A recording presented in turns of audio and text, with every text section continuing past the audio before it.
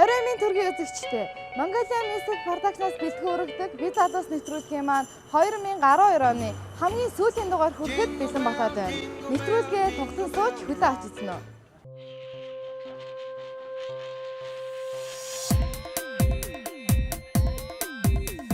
Залуучуудын боловсрол ирээдүйн сайн сайхны төлөө үйл ажиллагаа явуулдаг төрийн бас байгууллагуудын чин сэтгэлийн халуун мэдлэгийг хүргэх гэж байгаадаа таатай байна.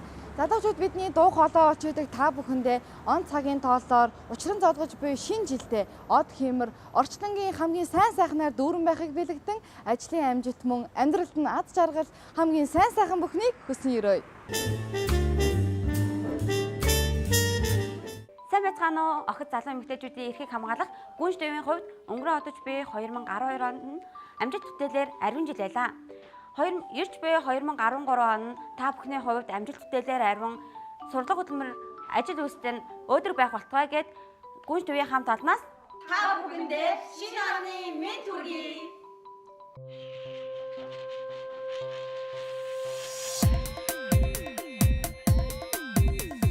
Хүсэл мөрөөлөөрөө нэгдсэн халуун сэтгэл залуу сайын шинэ жилийн дараах өдрүүдэд нэгэн арга хэмжээг зохион байгуулж байна. Энэ бол төдийлөн бэлэг авч чаддгүй гэр хорооллын хүүхдүүд болон хөгжлийн бэрхшээлтэй хүүхдүүдэд бэлэг тараах сэтгэлийн мянган бэлэг арга хэмжээ юм.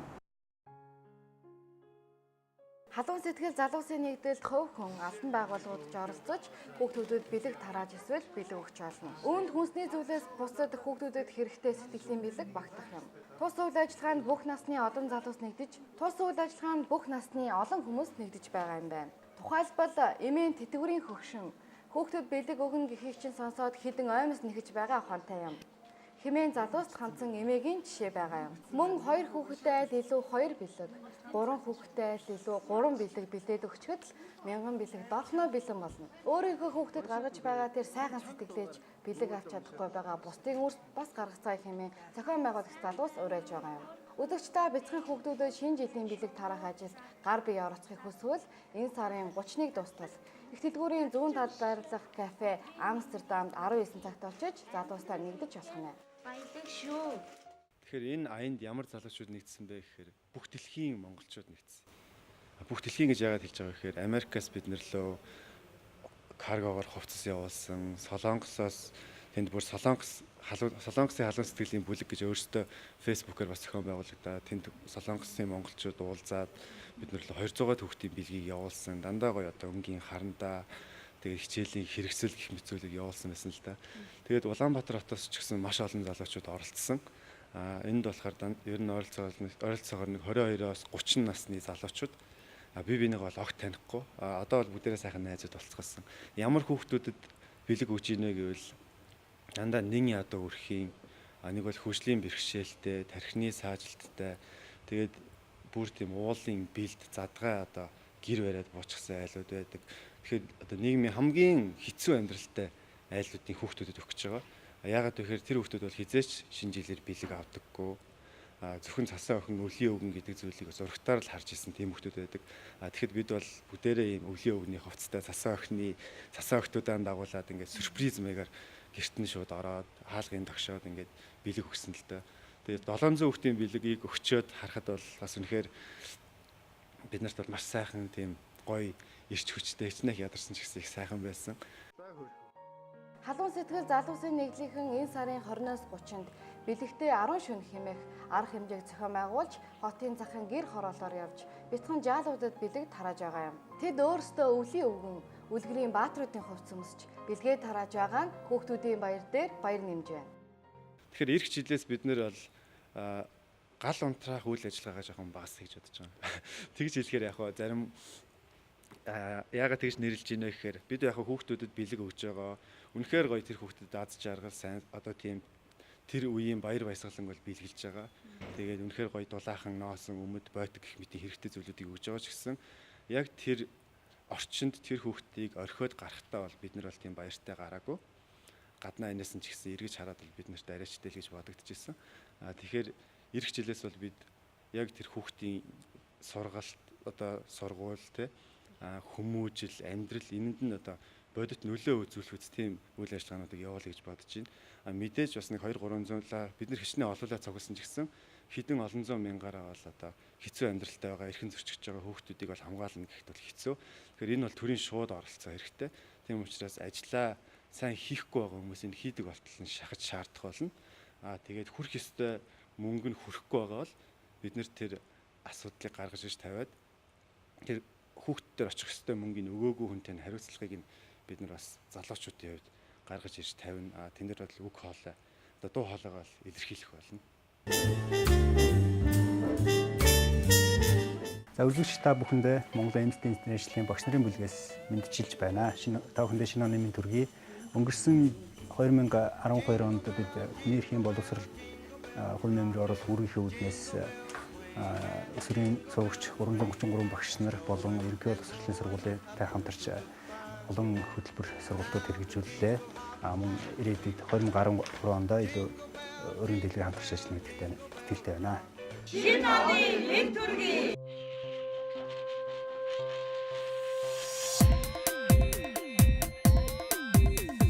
Сайхан сэтгэлийн үзүүрт шар тас гэсэн сайхан үг байдаг. Facebook-ийн хуудасаар өрнөж буй сайн үйлсийн үйл ажиллагаануудын нэг бол Саран туяа гэгтэн өрнүүлж байгаа үйл ажиллагаа юм. Энэхүү мэдээллийг одоо та бүхэнд хүргэе. Саран туяа сайхан сэтгэлийн үзүүрт халуун сэтгэлийн гараа сунгаж олон үйл ажиллагаануудыг эхлүүлээд байна. Хүмүүсийн төлөө бодиттой зүйл хийхийг эрмэлзэж байгаа залуучуудынхаа ажлыг дэмжиж, өөрийн хувь нэмрээ оруулж, өөрийн чадлаараа туслахыг хүсэж байгаа хүн бүхэн энэ үйл ажиллагаанд оролцоход нээлттэй. Ихэнх үйл ажиллагаануудаа интернетийн цахим хуудас болох Facebook-ээр дамжуулан ивент үүсгэн хизээ хаана ямар уулзалт юу хийх гэж байгаагаа өмнө нь зарлаж байгаа гэдгээ биднээр дамжуулан хүргэж байна. Тийм үү. Хүүхдийн өвчтөй нэг ихч байгаа. Тэгээд тэр ихч бол амьдралын төлөө айгуу тийм зорьсон амьдрахыг айгуу хичээдэг те. Сайхан сэтгэлтэй ихч байгаа. Тэгээд тэр ихчийг сонгоод анх очсон. Тэгээд би тэд болохоор сайн сэтгэлтэй, сайхан сэтгэлтэй тийм хүмүүсийг л олж зорж аль болох амьдралд нь гэвэл гээтэй тий сайхан амьдралыг л бий болгоё гэж зорж байгаа. Тэгээд энэ үйл явц маань гэх юм бол хизээ дуусах нь мэдэхгүй. Ямар ч хэлсэн эхлүүлсэн юмныхаа өөр ашигыг үзье гэж одоо зорж явж байгаа. Тэгээд ямар одоо ингээ он гарахаас өмнө хоёр асуудлыг ямар ч хэлсэн бүр сайн нэг юмсан шийдчихэж байгаа. Хоёр айлын амьдралыг хоёулангийн айгуу тийм бүр ингээд дээд зэгт нь хүргэж чаддгүй маа гэхэд ядаж наад захын проблемаас нь гаргаж өгье гэж зорьсон. Тэгээд тэрнийхээ хойноос явж байна. Өнөөдөр би болж гин, би бүтэж гин тий. Энэ бол хэсэгхэн хугацааны л болж байгаа бүтэж байгаа. Харин цаан ч болохгүй байгаа, бүтэхгүй байгаа амьдралтай хотын гадуур, хотын захаар одоо нийгмийн хайр халамжнаас холдчихсон тийм айлууд, хүүхдүүд зөндөө байна. Энэ болгонд бид нэр залуучуудаараа нэгдээд, дуу хоолойгоо нэгтгээд те. Заавал мөнгө гэхгүй шүү дээ. Сэтгэл байхад л болчихж байгаа байхгүй. Тэгэхээр сэтгэлээрээ нэгдээд залуучууд бид нэр улс төрөггүй, намгүй хин нэгнээс хараад бусаар юмаа хийж чаддгийм байна гэдгийг л харуулах хэрэгтэй энэ да. Энэхүү үйл ажиллагаанд олон хүн нэгдэж хайр халамжаар дутаж яваа бусуудтай хайр бэлэглэж, тэдний ирээдүйд нь гэрэл гэгээ бэлэглэж байгаа юм. Зохион байгуулагч залуучууд бусдад тусаж явах үеэрээ сэтгэлийн хамгийн сайхан мэдрэмжийг мэдэрч байсан гэдгээ бидэнд хэлж байсан юм. Хүн бүрийн дотор хүн туслах сайхан сэтгэл үргэлж байдаг. Телевиз үзээд сууж байгаа та ч юм уу яг одоо энэ залуучуудтай нэгдээрэй. Таныг харахаар болохоор өөрийнхөө биенээс давсан их ажлыг хийж байгаа энэ хүүхдүүд бол таны, миний, бидний дүүнэртэй яг адилхан хүүхдүүд учраас тэр хүүхдүүдийг битгий ялгуурлан гадуурхай. Боловсролыг бүх нийтийн төлөө, бүх нийт боловсролын төлөө, үүний төлөө би ч гэсэн нэгдсэн. Хөгжлийн мэргэцээлтэй зөксөн хүүхдүүд маань суралцах хэрэгтэй. Би ч бас хүүхдийн төлөө сурч боловсрох хэрэгтэй. Боловсрол бол хайр, бахархал, эв нэгдэл юм. Сайхан нийгмийн төлөө залуус бид хувь нэмрээ оруулж чадна. Боловсролыг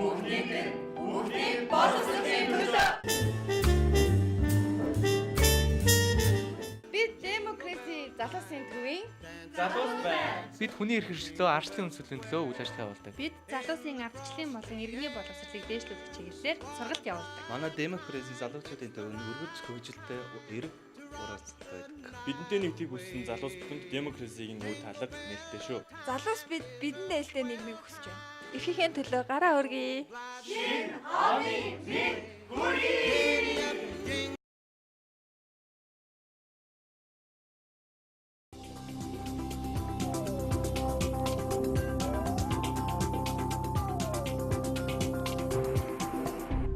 The warmest.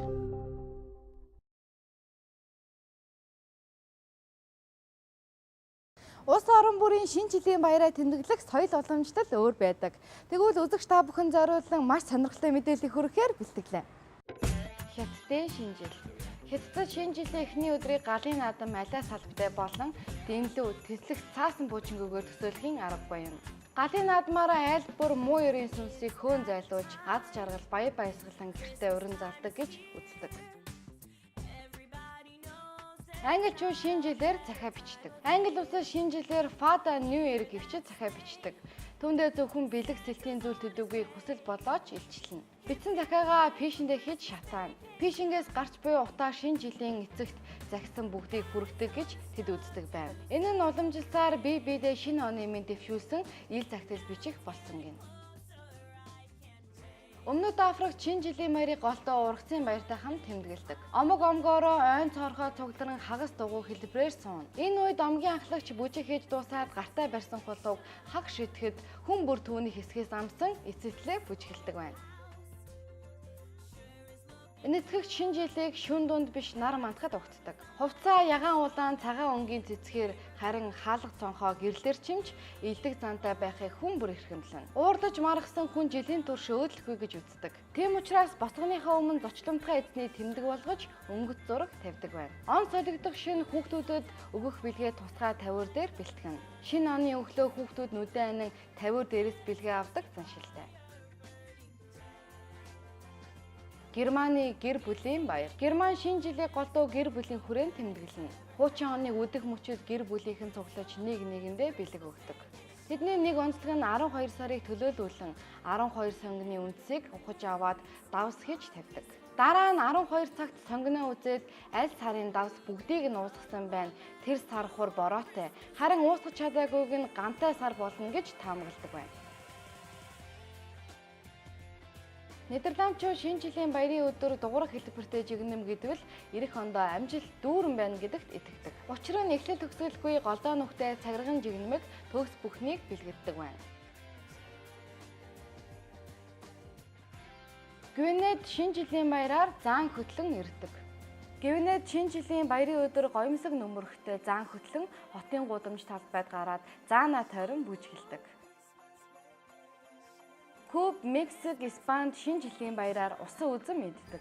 Энэ орнуудад шинэ он солигдох мөчид 12 ширхэг усан үзэн мэддэг заншил түгээмэл. Усан үзэн нь шинэ оны 12 сарыг бэлэгдэх бөгөөд тухайн сарыг илтгэсэн усан үзэн чихэрлэг байвал тэр сар азтай. Гашуун байвал азгүй байх нь гэдэгт хүмүүс итгэдэг байна.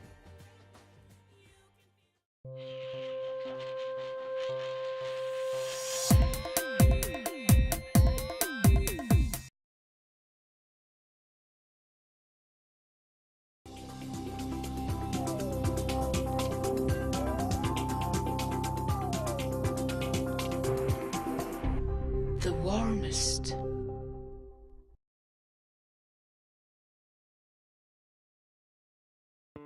Бид амьдралдаа өдөр тутам жирийн ус хэргэлдэг. Харин хүний бие организм гадаад орчны таагүй нөлөөнөөс хүчлэг тал руугаа хэвэж байдаг. Энэхүү хүчлэг орчин эрүүл эдийн нөхөн төлжилтийг бууруулж бие организмыг өвчлөх үндэс болдог байна. Очир эрдний усан шүлтлэг байгааг та бүхэн харж байна. Энд зөв бүтэцтэй амьд шүлтлэг усыг хэрэглэх нь таны эрүүл оршихын үндэс болно. Олон улсад бүлээн зөвшөөрөгдсөн очир эрдний амьд ус.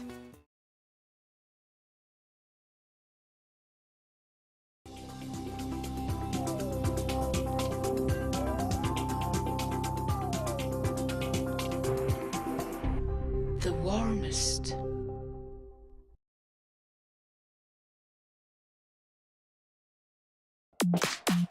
All Masters Fitness Club таны хүрж байна. өндөр зэрэглэлийн тоног төхөөрөмж төглөг орчинд мэрэгжлийн чадвартай багш нарын удирдлагын дор таны сонирхсан чиглэлийн дагуу дасгал сургалтыг хийлгэж таныг төгс бие бэлдэртэй болгоход тусална. All Masters Fitness Club.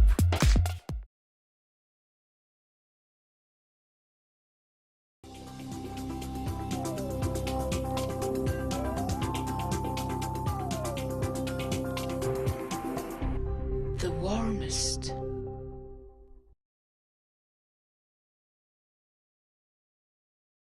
Унширгүй байхад энэ тийм зөв сонгоод хайрцсан болзоочин санагдан марапуле. Дуучин Мишелийн би хിവэрэ цомог худалдаанд гарлаа. Хайрлах гээд эсвэл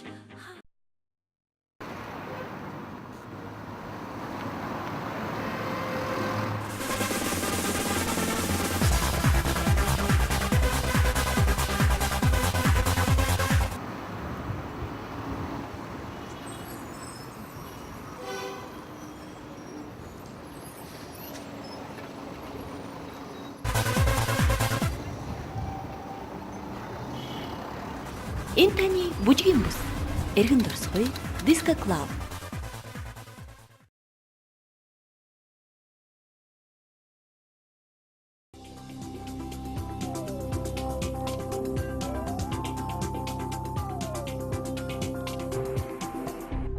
The warmest.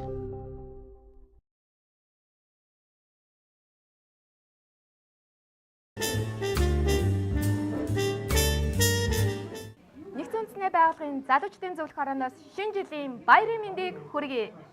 Зөөлөн хайлах засан ширхэг зөрөөл өнгөрөх хүмүүхэн нэмсгэлсэн. Шинэ жилийн баяр дэлгэрэх хүдэш зөвхөн сайн сайхныг дуулцгаая. Залуусыг дэмжиж хөгжлийг хурцлая.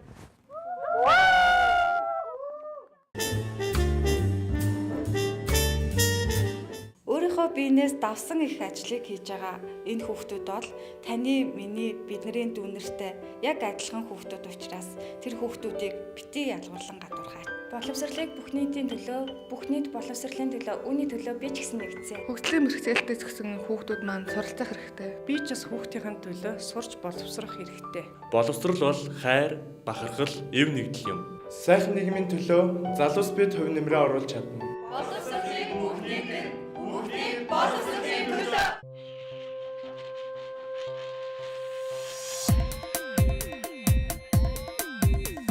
Та үнийг мэдгүй шинэ жилийн баярын тухай. Шинэ жилийн баярын үүсэл. Скандинавын хойгийн цас мөсний орнуудад гацуур модыг дааван эдлэр чимгэлдэг. Хүүхдүүдэд зориулж амьсанд бэлэг хийж өлгөдөг уламжлал байжээ. Тэрхүү бэлгийг цаа буг чарганд хөлгөсөн өвгөн цас мөсний орноос ирж өгдөг хэмээн хүүхдүүдэд итгүүлдэг байд. Энэ уламжлалыг Европын бусад улс орнууд хуулбарлан авсан түүхтэй.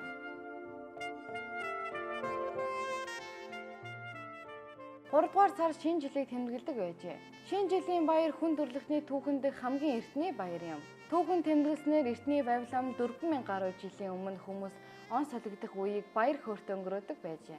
Вавилончуудын шинэ оны баяр хаврын анхны өдөр буюу уран цагийн анхны шинэ сар гарсан өдөр тохиолдог байсан гэнэ. Эртний Ромын цаг тооны бичих жилийг 10 сард хуваан 3 дугаар сарын 1-ний шинэ жилийн эхний өдөр гэж тооцдог байж.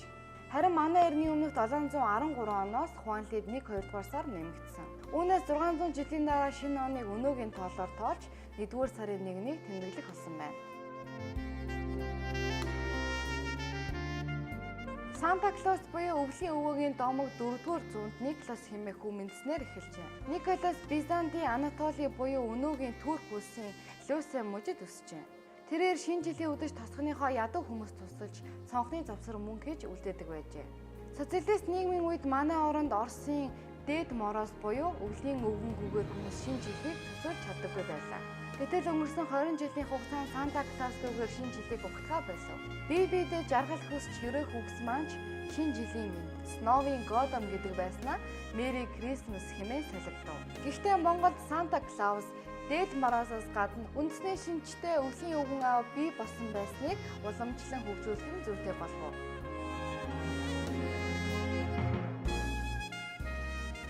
Европын орнуудад 100 сарын гацуурыг 12 сарын 25-нд засдаг. Гацуурыг эртээ гудамжид ер нь бүхий л хүсэн газартаа засч хамгийн гоё тоглоомоор чимэглэн гоёлын гэрэл асааж оройд нь од тогтоодог. Шинэ жилийн модыг эртний Скандинавын орнууд болон Германаас үүсэлдэг гэж үздэг. Учир нь эртний германчууд мөнх ногоон гацуурыг хамгийн чухал бэлэг тэмдэгэ болгодог байна.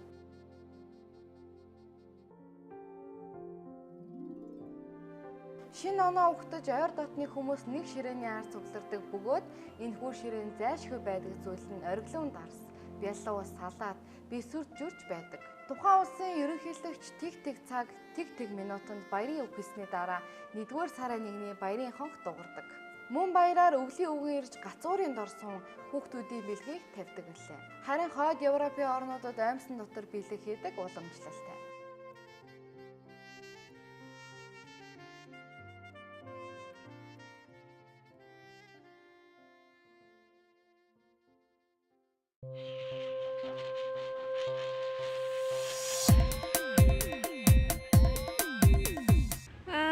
Өгсөн бэлгийг л авъя. Хүссэн юм бол одоохондоо алга. Гадаад явах хэрэг.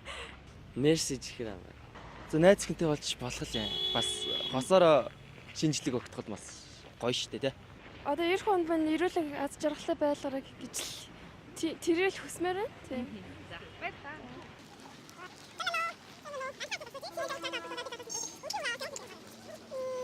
Өвлийн өвгөн аваа утаагүй болгож өгөөч. За. Шинэ жил алхах чинь өвлийн өвгөн аваас ямар бэлэг авах гэж байна? Өвлийн өвгөн хасаа. Сайн мэдэхгүй байна. Одоохондоо хэлж. Тэр огт бодож байгаа асуулт юм. Гэтэ ёстой саанд орж ирэхгүй байна. Хүсэж байгаа юм байхгүй юм уу? Хүсэж байгаа юм алга байна шүү дээ. Компьютер. За баярлалаа. Замын төгсрөл хөлөвч шүү дээ.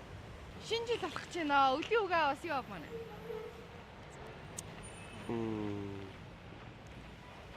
Ноутбук. Яг хаа тэгэл авилгалгүй асуудалгүй байх юм бол тэгэл бүх юм шийдэгдэх юм л тий. Өвлийн өвгөн аваас авилгалгүй байхыг хүсэж байна. За өвлийн өвгнөөс маш их тийм хайрыг хүсэж байна. Нүд дүүрэн инээмсэглэж, нүүр дүүрэн хайр арбилгаж яваа энэ жилийн онцлог залуус булангийн хүндэт зочдынхоо торгон агшин та бүхэн төлөөлөхөөр бэлтгэлээ.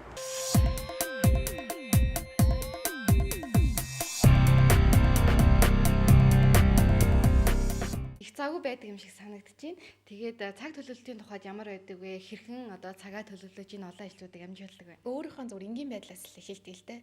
Ер нь бол сараар нь ингээ календар хэвлэж гаргаад цаасан дээр тэрэн дээр за энэ сард энэ урьдчил зогц одоо тэмдэглэлт үйл явдлаач гэдэг юм уу те тэр ажлуудаа бүгдийг заоччээд дараа нь 7-7 хоногор нь яг хийх ёстой ажлуудаа цагаар нь цаг минутаар нь бүгдийг яг бичиж тавиад тэгээ хийсэн ажлуудаа эхнээс нь дараа тэгээ яадаг л та энгийн байдлаар л цаг төлөвлөлтөө хийдэг. Гэхдээ энэ маань маш үр дүнтэй санагддаг. Тэгээ одоо ер нь цаг төлөвлөлт байхгүй бол ер нь залуу хүн гэлтгүй ер нь өнөөдрийн нийгэмд хүн болгон ажлын амжилтыг хэцүү болсон байна шүү дээ тий. Миний амьдрал миний гар, бидний амьдрал бидний гартагаа тэгэхээр залуу хүн бүр өмнөө зоригтой тэрнийхэн төлөө явдаг, хичээдэг, зүтгэдэг тийм л байгаасаа гэж хүсэж байна. Сүүлийн үед ингээд бас зарим үеийнхнийгээ харахад зарим нэг хүмүүс ингээд боловсрал гэж айгүйх ярьдаг. За боловсрал ямар ах вэ гэж бид нар ингээд уулзаал ярьж хахад ингээд ийм сургууль төгссөн 2-3 сургууль 2-3 төрлийн хэл дэлхийн хэмжээний ийм боловсралтай байх хэрэгтэй гэж ярьдаг. Энэ нь магадгүй ингээд маш өндөр боловсрал, олон хэлтэй байх сайхан, олон сургууль, олон мэргэжилтэй байх мундаг. Гэхдээ яг тэр хүн тухайн хүний хүн чанар юм уу, тухайн хүний өөрийг хэвшмэл хүмүүжил хөвшүүлэлт ямар байна гэдээс бас их зүйл шалтгаалдаг. Тэгээ хүн хамгийн түрүүнд нэг сургуулийн дипломтой байж болно, 5 сургуулийн дипломтой байж болно. Харин гол нь энийгээ нөгөө нэг ашиглаж байгаа тэр тухайн хүний одоо хувь хүний тэр онцлог нь л их чухал юм болоо. Хамгийн түрүүнд хүн өөрийгөө тэр талаас нь боловсруулах хэрэгтэй байна.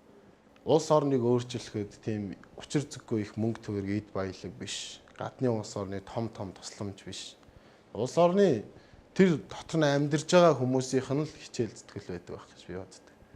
Тэгээд ер нь залуучуудаа ер нь үеийнхэндээ хандаад хэлэхэд ямар нэг зүйлийг дотроо хүсэж байгаа бол тэрийг нэгдүгээрт гаргаарай л гэж хэлмээр байна. Ингээд бусдад тэрийг илэрхийлэх хэрэгтэй. Бусдыгаа гоё дэмждэг байх хэрэгтэй. Бусд нь нэгээгаа ч юм уу. Хамгийн гол нь нөгөө миний хэлэх гээд байгаа зүйл бол нөгөө олноороо нийлээд ямар нэг зүйлийг хийвэл энэ өөр амжилтыг олд. Хүн эзэж ганцаараа ингээд нэг зүйл рүү зориод тэр нь амжилт болж чадахгүй. Өмнөд Азийн орнуудыг хараад хахад бас одоо жишээ нь Филиппин тэнд бас олоод очиж байсан. Тэгэхэд хараад хахад бол залуучуудын юунд таалагдсан гэхээр ер нь нийгмийн юунд таалагдсан гэхээр харьцангуй хүмүүс нь одоо бие бинийгээ хүлээн зөвшөөрөх байдал нь илүү хөгжсөн. Тэгээд дээр нь хэдийгээр эдийн засгийн нөхцөл байдал нь биднээс хүндчихсэн хүмүүс нь хотчоод сурцсан байгаа байхгүй. Наад зах нь Филиппин маш ядуу улс хэрнээ хүмүүс нь такси авахдаа таксинд ойчролдог, автобусанд суухдаа ойчрлоод ордог тий. Тэгэн гутаа дахиад юу гэдэг чинь хүмүүс нь бие бинийг харьцангуй хүлээн зөвшөөрсөн. Тэнд одоо бэлгийн цөөхөн асуудал байна тий. Тэгэн гут одоо гей, трансгендер хүмүүс бол чөлөөтэй одоо гудамжаар өөрөөсөө илэрхийлээд явах боломжтой. Тэглээгээд хин нэгэн цохоод авах те. Тэглээгээд хин нэгэн үзий ядаад үг хэлэх тэр нь бол харьцангуй цөөхөн. Тэр хүмүүсийн эрх нь хамгаалагдсан. Яг бол бусдын эрх нь талдаг бол хүн өөрийнхөө амьдралыг бүтээх, өөрийнхөө хайртай үнийг хөтлөөд явах хэрэгтэй байх хэрэгтэй те. Тэд нар бол харьцангуй Өмнөд Азийн орнуудад Монголыг бодвол харьцангуй бас хүлээн зөвшөөрөгдсөн байсан таалагдсан. Тэгээд одоо жишээ нь Филиппинд бол трансгендер хүмүүс нь эрхээ хамгаалах гээд одоо нөө парламентд орох гээд нэр дэвшиж जैन те гих мэтчлэн тэр байдлууд нь бусдыг хүлээн зөвшөөрөх тэр байдлууд нь нэлээ. Тэгээд тэр хотчсон байдал. Тэгээд сонирхолтой жишээ гэвэл нөгөө нэг том моол одоо том ихтлгүүр дотор ийм каток гэж байдаг шүү дээ те каток байгаа байхгүй. Тэгээд тэрэн дээр ингээд баг хэдэн 100 ч хүн гулгаж байгаа юм те. Тэнгууд ингээ 2 удаа шүгэл дуурахад ингээл бүх хүн 10 секундын дотор тэндээс гараад ингээл машин цэвэрлэж байгаа байхгүй. Тэнгууд би бас бодохгүй манай бид нар байсан бол яах байсан бол гэл хөвгчлээ. Тэгээд тэгсэн чи 2 удаа шүгэл дуурахад бол гарах нь айгүй хэцүү. Тэгээ хүн хөөж нэг хүн ингээд гараачаа марачаа гэж хөөдөг байх жишээтэй ч юм уу те. Тэнгууд нөгөө талаар нь эргэж нэг хүн орж ирдэг ч юм уу. Тэгээ нөгөө нэг бид нар тэгтээ нэг би ингэж боддоггүй Монгол хүмүүс муудаа ч юм уу муухатай тийм биш. Харин ерөөсөө бид нарыг нөгөө нэг бидний эзэмшиж байгаа тэр боловсрал маань өөрөө иргэний боловсралыг олгодгоо айгүй олон физик, математик, химийн томьёо бид нар мэддэг хэрнээ хүн байх тухай айгүй бага мэдлэгтэй бусад хүнтэй яаж харьцах тухай бага мэдлэгтэй нийгэмд яаж амьдрах тухай бага мэдлэгтэй тийм учраас энэ маань нөлөөлдөг болов те тэгээ нөгөө нэг монгол хүний сарлаханд итгэдэг өгөөд штэ зэрэг байсан тэрэн шиг яг хэрвээ хүмүүс иргэний боловсрал маань хангалттай байгаад хэрвээ бид нар миний эрх ямар юм бусдын эрх ямар юм би яагаад хүндлэх ёстой энэ бүхнийг ойлгоод биднэрт мэдээлэл өгвөл хүн болгон л бас адилхан л бус улс орны хүмүүсээс дутхгүй адилхан хүмүүс тийм учраас биднэрт яг тэр иргэний боловсролын асуудал нэлээд дутмаг байна л гэж хардیں۔ Бол яг өөрийн хүснээр бол цаг зарцуулж чадахгүй байгаа гэж дотроо боддгийн. Гисэн хэдий боловч яг чөлөө цагаараа гэр бүлтэйгээ байх хугацаага бол аль болох чанартай цаг хугацааг өнгөрөөе гэдэг бодолтой байдаг юм л те. Тэгэхээр юу гэхээр жишээлбэл одоо юу гэдэг юм зарим эцэг эхчүүд болохоор хүүхдтэй харагдаал байж ивэл эхнэрийнхээ дэргэд юм уу нөхрийнхээ дэргэд байж ивэл тэр бол миний юу гэж зарцуулах те. Тэр хүүхдийн цаашдын сонголтонд шийдвэр гаргахад нь ч гэсэндээ тодорхой хувь хэмжээгээр нөлөөлчих юмсан гэсэн бодол байлаа тийм. Залуучуудаа хандаад хэлэхэд төрөл бүрийн шашны сургаалуудыг ангаа аваад хараад үзэх юм бол тэн дээр нэг санаал гардаг юм л хүн бүр бурхан гэдэг. Тэр шиг бид нар бурханд хичнээн хүндэтгэлтэй бишрэлтэй итгэж найдаж хайрлаж харьцдаг үлээ. Тэр шиг залуус бид нар нэг нэгээ бурхан мэд хайрлаж хүндэтгэж итгэж биширч харьцгаая л гэж хэлмээр байна. Баашин дээрээ дулаалах хийгээд тэгээд нарны халаалт систем тавьсан байгаа.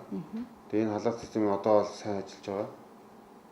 Ер нь бол өдрийн цагаар бол нарны энерги өөр усанд одоо хоримтлуулж, дулаанаа хоримтлуулж хагаад орон цагаар одоо цахилгаанаар дэмжих байдлаар ингээд ажиллаад ерөөдөө бол баг хатуу төлшөө одоо үдийн хилдгээр нүүрс хэрэглэхгүйгээр одоогийн байдлаар халаалт бол хийе явагдаж байгаа. Энэ халаалт нь бол 200 литрийн дулаан нөөцлөр савнаасаа халуусаа аваад бидний хил зайснаа параар дамжуулаад тэгээд гэрийг халаадаг. Одоо нэг нь байрны халаалттай бол адилхан зарчмаар ажилладаг. Тэгээд энэ халаалт системийн онцлог нь юу гэхээр их үүсрээ бол нараас аваад дутагдах юм бол цахилгаанаар бага зэгийн хэмжээний нөхөөд тэгээд ингээд ажилладаг. Яг өвөл болоод ажиллах боломжгүй нөхцөл одоо зарим үед 2-3 хоног нарахгүй ч юм уу тэр үед бол Бидний гэр бол өөрөө нөгөө уламжлалт одоо 100 байдаг тэр 100-аараа галгаалаад төрхөн зур одоо наргахтал одоо ингээд боловцуулах боломжтой байгаа. Ингэсээр болохоор одоо байнгын галт төлөх биш, зарим үед галт төлөх байдлаар ингэж одоо агарын бохирдолтой тэмцэх одоо миний хувийн одоо юм. Зүгээр би юу гэж итгэдэг вэ гэхээр зах зээлийн нийгэмд үнэгүй зүйл гэж хизээч байдгүй. Тэ? Тэгээ үнэгүй бяцлаг зөвхөн урханд л байдаг гэж бод. Урих гэдэг чинь одоо хавах гэсэн үг шүү дээ, тэ? Тийм л байдаг гэж боддог. Тэгээд оюутнууд нэгдүгürt хэн оюутан болохыг сонгосон тий? Татвар төлөгчид сонгоогүй тий? Эсвэл бол хин нэг автобусны компани тэр хүмүүсийг оюутан бол гэж гуугаагүй тий? Эсвэл бол тий төр засаг тэднийг оюутан бол гэж гуугаагүй байхгүй. Хин оюутан болох сонголтыг хийсэн гэхээр тэр хүн өөрөө хийсэн байхгүй. Хэрвээ чи сонголтоо өөрөө хийсэн юм бол сонголтынхаа хариуцлагыг чи өөрөө хүлээх ёстой байхгүй. Гэтэл манайх яд гэхээр сонголт хийсэн тий? Тэрний хооронд бид нар мөнгөгүй эсвэл би оюутан гэдэг нэрийдлэр автобусны компаниудыг үнэгүй явахыг шаарддаг тий. Дээрээс нь тэтгэлэг өгөхийг шаарддаг тий. Тийм хиний өмнө амьдраад байгаа тий. Хиний төлөө чи амьдраад байгаа тийм үст. Бид нар чи өөрийнхөө төлөө явж байгаа болохоос биш тий. Хин нэг татвар төлөгчдийн төлөө ч юм уу тий. Хизээч миний төлөө тэр хүн оюутан болоогүй л байхгүй тий. Тийм учраас яагаад миний төлсөн татвараар тэр хүнийг тий зүгээр л оюутан болсныхын төлөө тижээх тэтгэх ёстой юм бэ. Тэрийг л гайхаад. Өөрөөсөө компани байгуулад ажилладаг тий. Эсвэл өдрийн цагаар өөрөөсөө хоол игээд зардаг тий. Тэр боломжийн сургууль нь олгочих хэрэгтэй байхгүй тий. Тэр боломжийг төр засаг нь олгодог. Түүнээс тэр хүүхдүүдийг ерөөсөө юу халбгүй. Тэгээд дээр нь одоо Монголд ажиллах хүчний хомсдол бий болчиход байна тий. Ажилд авъя гэхээр ерөөсөө ажилдах хүн алдахгүй байна тий. Оюутнуудыг ч гэсэн ажилд авах газрууд маш олон байдаг тий. Одоо жишээл яг одоо миний ажиллаж байгаа компани тэгэхэд маш олон бараг ойролцоог 50-60-аад оюутан өдрийн цагаар ажиллаад тэгээ хичээлгүй зөвхөн хичээлгүй цагаар ажиллаад цалин авч идэг тий. Иймэрхүү нөөц болцоонд байна. Хэрвээ ийм байхгүй нэ гэж үзвэл өөрсдөө гаргаад ирэхтэй тий. Эн чинь боломжтой шүү дээ. Бид нар ямар социалист нийгэмд амьдарч байгаа шүү дээ тий. Бид нар чөлөөтэй зах зээлийн нийгэмд амьдарч байна тий. Яагаад заавал бүх юмыг хин нэг хүн бэлдэж өгөх ёстой гэж бодоод байгаа юм бэ тий. Тэр нь л асуудал байна. Тэгээд би бас нэг энэний үнд шалтгааныг тэгж бодоод байгаа. 2004 онд хүүхэд байсан хүмүүс ч л одоо оюутан болцсон явж байгаа шүү дээ. 2000 оноос хойш. Ерөнхийдөө манай засгийн газар 2000 оноос хойш хүмүүсийг халамжлаад эхэлсэн байхгүй тий. Анх хүүхдийн мөнгө өгөл тий. 2004 оноос гэсэн гэж бодож байна тий. Хүүхдийн мөнгө авсан хүмүүс ч одоо ингээл явсаар бол хүүхдийн мөнгө авч ийснэ оюутны мөнгө бол тэгснэ 21,000 төгрөгөө ингээл авдаг бол ингээл байнга тижээлгсээр байгаад энийгээ зүгээр л энэ бол байх ёстой юм гэж бодцоо. Хизээч энийхээ талаар нэг ч удаа хэрэгцүүлж үзээгүй. Хизээч би яг өөрөө мөнгө олж чадах уу гэдгийг ойлгоогүй л байхгүй тий. Тийм учраас ерөөсөө бэлэн юм гэж энэ зах зээлийн нийгэмд байдгүй. Бити бэлэн юм хүлээ тий. Бити төрөөс юм шаард тий. Чи өөрөө л харин төрийг бол би хүмүүст ажиллах боломжийг олго. Бити урдуур нь ороод бүх ажлыг хийгээд л гэж хэлмээр тий. Залуучууд хэрхэн одоо өөрийнхөө эрхийг хамгаалах вэ гэдэг юм уу тийм асуудал иргэж штэ өөрийгөө илэрхийлэх вэ гэдэг штэ дахиад энэ дэр би дахиад нэг боловсруулал ярмаар байна. Хүүхдүүд энэ боловсруулалтыг олгох хэрэгтэй байхгүй тийм хэрхэн чи эрхээ хамгаалах чи яг ямар эрхтэй юм бэ гэдгийг боловсруулалаар орох хэрэгтэй. Тэгээд ерөнхийдөө өөрийгөө илэрхийлэх тэгээд өөрийнхөө эрхийг хамгаалах маш олон төрлийн аргууд байдаг л да тийм. Одоо жишээлбэл бидний хийжсэн тийм эрхчлөөний парад гэл тийм бид нэр өөрсдөө үзэл бодлыг бариад байжсэн ч гэдэг юм уу те. Эсвэл бол зарим газрууд стрит арт маягаар те илэрхийлдэг те. Би саяхан Монгол Улсын их сургуулийн хажуугаар явжсэн чинь стрит арт хийчихсэн байхгүй юу. Их сургуулийн андар яг 1-р байрнаас МКС руу яг явдаг зам юм зоригийн зураг дээр зүв байгээ бичсэн те. Ингээд нөгөө браш хийсэн байгаа байхгүй. Тэгээ тэр бол надад амар таалагдсан те. Тэр оюутнууд нь магадгүй багш нартаа чилж байгаа юм шиг те. Тэгснэ оюутнууд нь өөрсдөндөө шилж байгаа шиг тийм зүв бай гэдэг ингээд бичсэн. Тиймэрхүү байдлаар эсвэл бол магадгүй өөрсдөө нийлээд ангиараа нийлээд одоо зөрчигдөж байгаа эрхийн талаар одоо бид нэр төрөл бүрийн аргаар үзэл бодлоо фэйсбુક дээр илэрхийлж болж шүү дээ. Манай сургууль бара инглээ гээл фэйсбુક дээр тавьчихсан. Тэгээд тэр чинь бүүн шууган болж байгаа байхгүй тийм. Тэгэл зүгээр хамгийн наазах нь зүгээр бид нарт принтер амар ойрхон байдаг болчихлоо шүү дээ.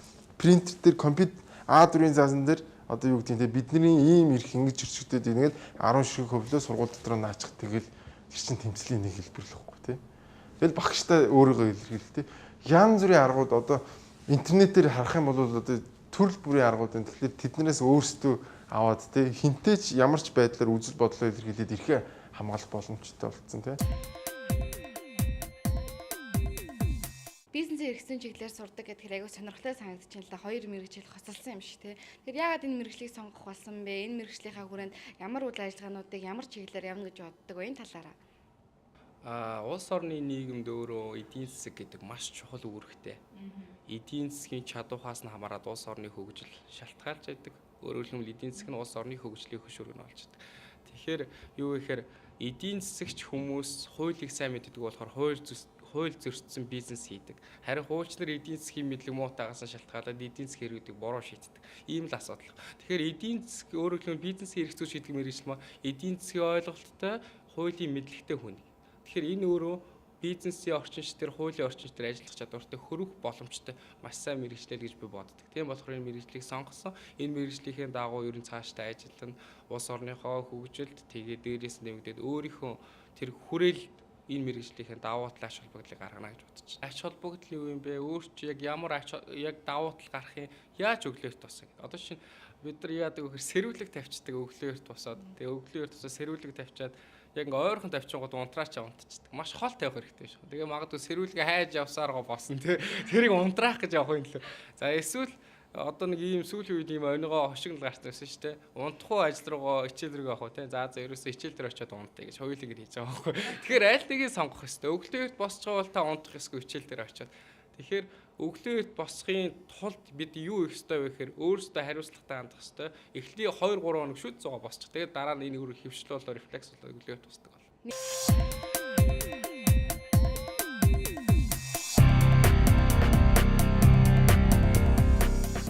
Угтах хондоо бүтээлээр дүүрэн урам тэтгсэн амжилтаар баян гэгэн гэрлэр гэр тань гийж гэрэл туханаар ухаантай тийж шинэ оноо ад жаргалаар дүүрэн угтаарай. Дараа жилийнхээ шинэхэн дугаараар иргэн уулзъя. Баяртай үзэгчтэй.